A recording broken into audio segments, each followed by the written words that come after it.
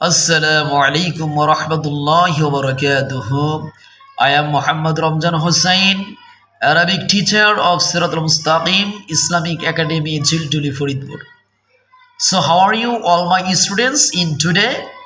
I hope you are all well in today by the grace of Almighty Allah.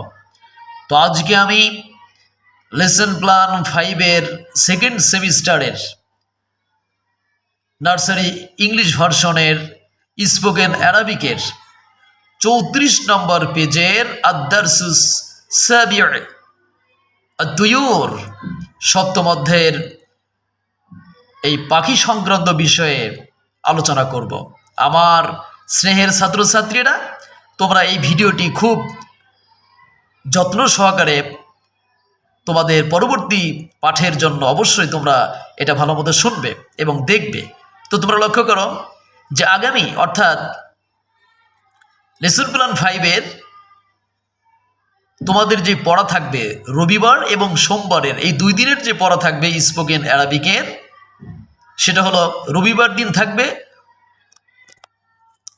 রফরফন। দেখতে পাচ্ছ আমার শ্রেণীর ছাত্রছাত্রীরা, রফরফন শব্দের অর্থ হচ্ছে মাছরাঙা এবং উসফুরুন অর্থ হচ্ছে চড়ুই। অর্থাৎ রবিবারে এই দুটি শব্দের বাংলা অর্থ সহ তোমাদের মুখস্থ করতে হবে। এবং সোমবার দিন তোমাদের যে পড়া থাকবে তা হলো যে আকুন অর্থাৎ দোয়েল এবং হামামাতুন কবুতর। এই সোমবার দিনের এই দুটি পড়া তোমাদের অবশ্যই মুখস্থ করতে হবে বাংলা অর্থ সহ। তো এই হচ্ছে আমাদের লেসন প্ল্যান 5 এর রবি এবং সোমবারের পড়া। আশা করি তোমরা বুঝতে পেরেছ। তো আজকের মতো এখানে শেষ করছি। আসসালামু আলাইকুম ওয়া রাহমাতুল্লাহি ওয়া বারাকাতুহু।